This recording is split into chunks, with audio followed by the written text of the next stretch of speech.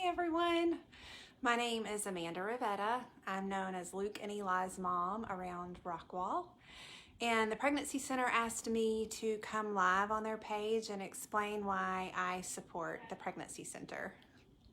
I'm not a big social media live person, so bear with me as I do this, but I thought I would just take a moment and thank you, Joanne, for allowing me this opportunity. It means a lot to me. But I thought I'd come on here and share why I support the Pregnancy Center. I'm a realtor here in Rockwall, and I give 10% of everything I make to the Pregnancy Center because I'm passionate about saving lives, and I don't want to just talk about it. I don't have time to volunteer, but God has blessed my business. Therefore, I want to use my business to be a blessing to others and to help save His most precious people in this world, the unborn. My story starts with my husband. When he and I met, we were older. I was 29, he was 32. We got married fast. Hi, Shelly. We got married really, really fast, and we took a while to have babies.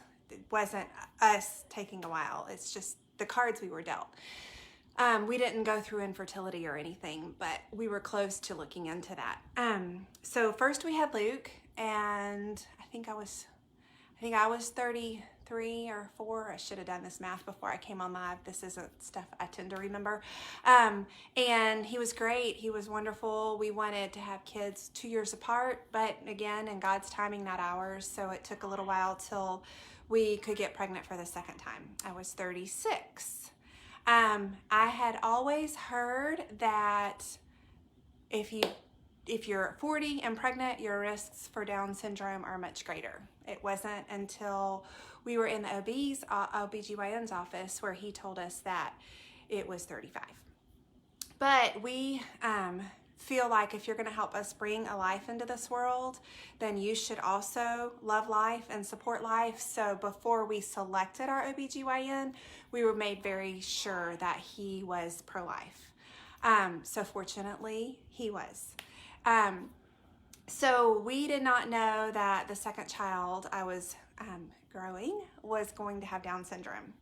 So on his birthday, I have to put my cat down 3 weeks before my due date, and that brought a lot of hysteria because I had had that cat since I graduated college, which was not all that long. Just kidding, it was a while. So when I put her down, I of course went into a frenzy and caused my labor to happen 3 weeks early. So we're not prepared. Don't have diapers, don't have wipes, aren't done with the nursery, all that stuff. Have Eli. When the nurses, after Eli's born, the nurses say, do you want him now or do you want us to clean him? And I wanted him clean. So they cleaned him and then they put him in my arms, and I'm looking at him and I think something's wrong with him. Something's not right. I feel like his lips look blue and maybe he's not breathing right. So, when you just gave birth, there are nurses everywhere. So I'm like, what's wrong with my baby? Something's wrong. And the nurse was like, your angel is perfect. There is nothing wrong with your baby. And I didn't think anything of it, but my husband thought that's weird. Why is he calling our baby Angel? And so when we were gone and it was just the 3 of us in the room, he was like, don't you think that's weird? And I'm like, well, yeah, maybe it was. And I'm looking at him, and I grew up in a small town in Alabama. So I was mixed with people with special needs. They weren't carted off to the other side of the school like they were for my husband. He never grew up with people with special needs because he went to Plano, and you're very much separated back in the 90s in Plano. So I'm looking at Eli and I realize he's breathing just fine. I think he looks like he has Down syndrome. So I have to figure out a way to tell my husband that I think something's wrong with our baby, which is not an easy thing to bring up. So I ask him, hey, do you think Eli might have Down syndrome? Mark's like, Mark, my husband, I don't even know what Down syndrome looks like. I'm not sure. And we start looking at him, and sure enough, we think he might. So more nurses come in, we ask, they deny, okay, fine, We go from labor and delivery to the room where we're going to stay. And Eli gets a new nurse. And I asked that nurse, do you think our son has Down syndrome? And she said, yes. He has low set ears, almond-shaped eyes, a wide and flattened nose bridge, low muscle tone, nape of the neck. And we thought, wow, that was a lot of markers you just called out. And that's not cool. So she says, I can't give you the diagnosis. I've got to get your pediatrician. That diagnosis would come from your pediatrician, who I had already had a relationship with because he was Luke, my oldest pediatrician for Luke's whole 4 years of life. So Mark and I are in the room by ourselves. They have whisked Eli away, and we're having all these deep, dark thoughts. I don't want a kid with Down syndrome. This is not what I signed up for. I would not have gotten pregnant at 36 had I known 35 was the marker for Down syndrome. Mark is very much being proactive and like, we're going to figure this out. And I'm very much, I'm done. I'm not interested. I don't want to do this. This is not good. So for like 3 hours, we were waiting for it might not have been 3 hours, but it was a really long time.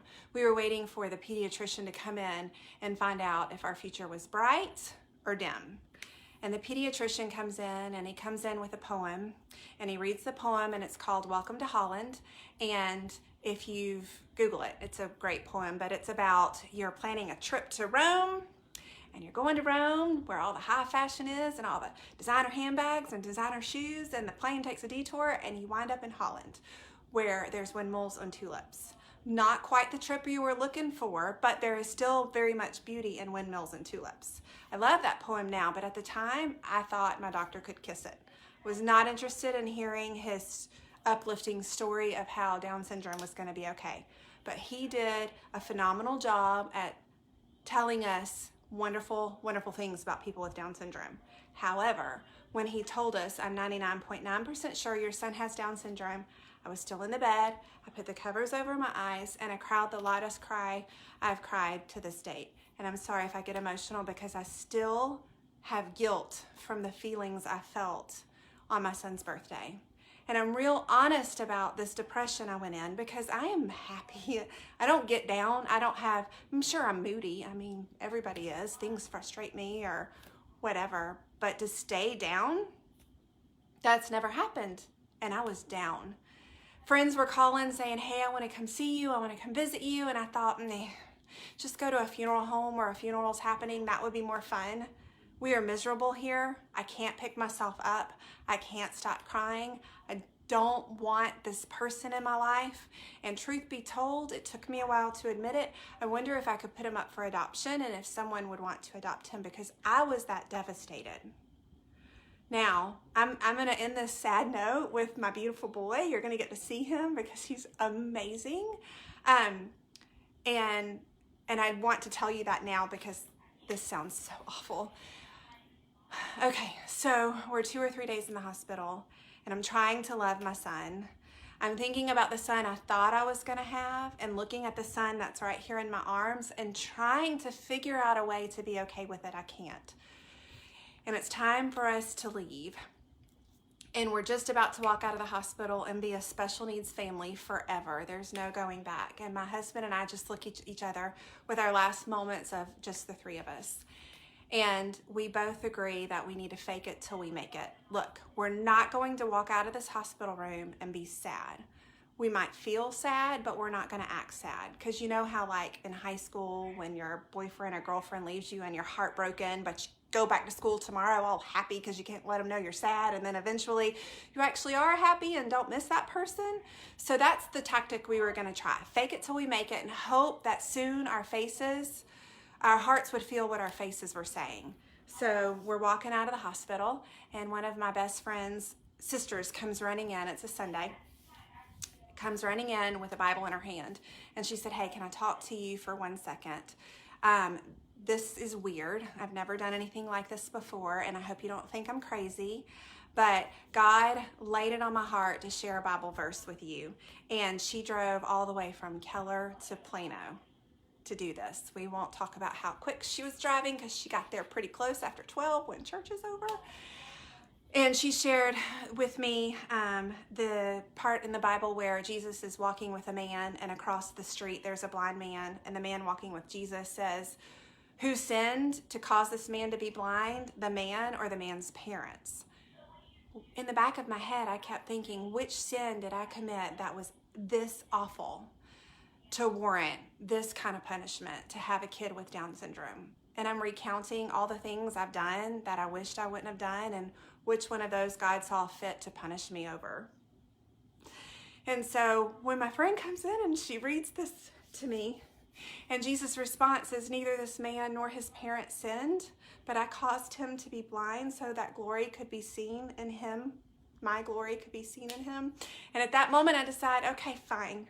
God, if you've got a story in this, I'm going to tell it.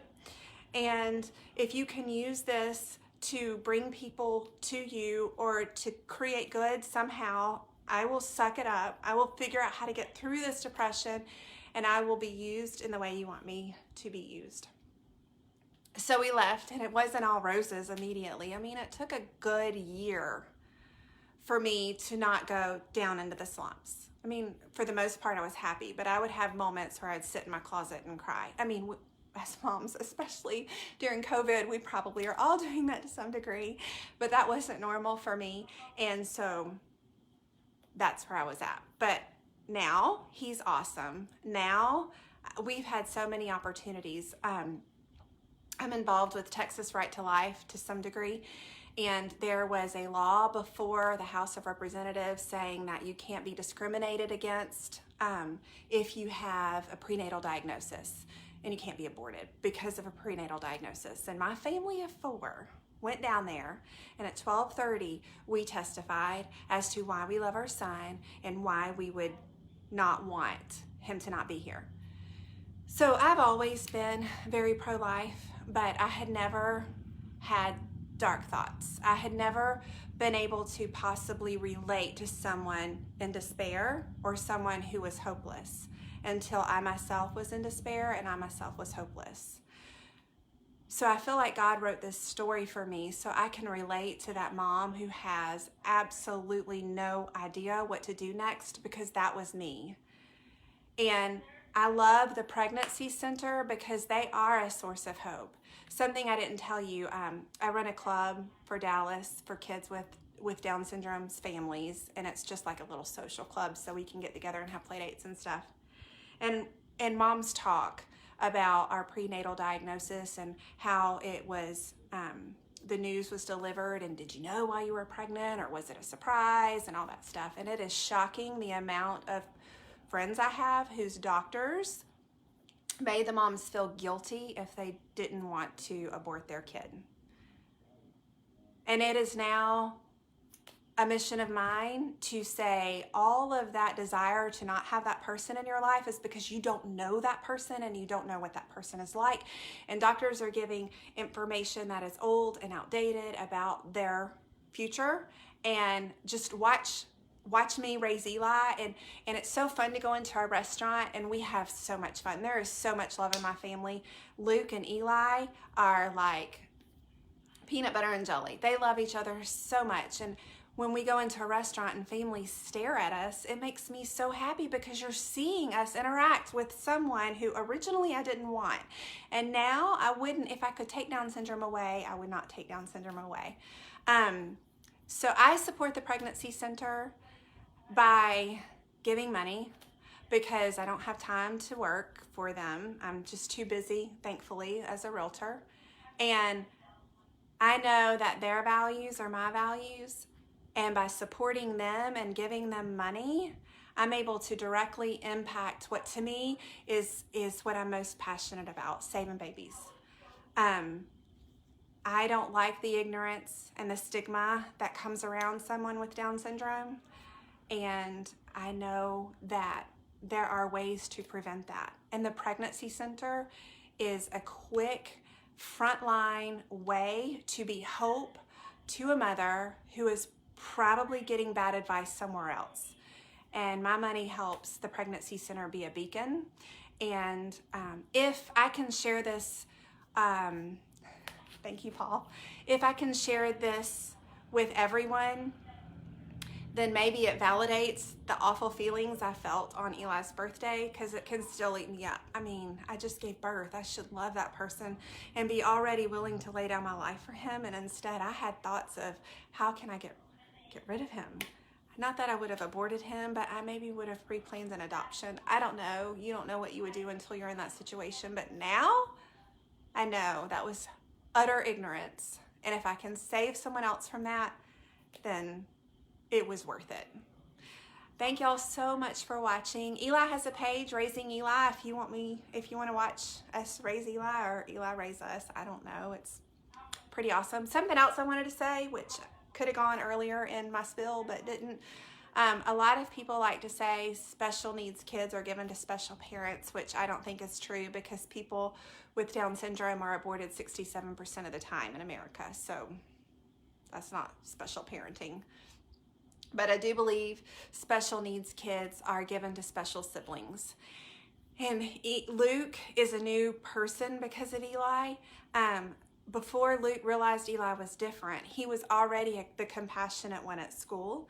He, when the special needs class comes in for time together with our typical class, Lucas loves helping those kids and being those kids' friends and showing them how to do stuff and encouraging them. And it's really awesome to see how Luke reacts to everything. A couple of years ago, when Luke was trying to figure out all this special needs stuff, he said, "Mom, why does Eli consider to have special needs? I mean, he's very special, but he rarely has a need." And that was straight out of the mouth of my 7-year-old then, I think, maybe 8. He's 10 now. So when you make the decision to eliminate a life for whatever reason, you don't know the impact that it has on your other children. And I cannot imagine how less amazing Luke's life would be if he didn't have Eli in it. I mean, Luke is a great kid, but you put Luke and Eli together, and I really cannot wait to see what their future is going to look like. That's kind of it. Thank y'all for watching, and I hope I didn't put you to sleep. Eli's page is Raising Eli, and y'all take care and donate. The Pregnancy Center needs our resources to continue the good works they're doing. Thank y'all so much. Have a good day.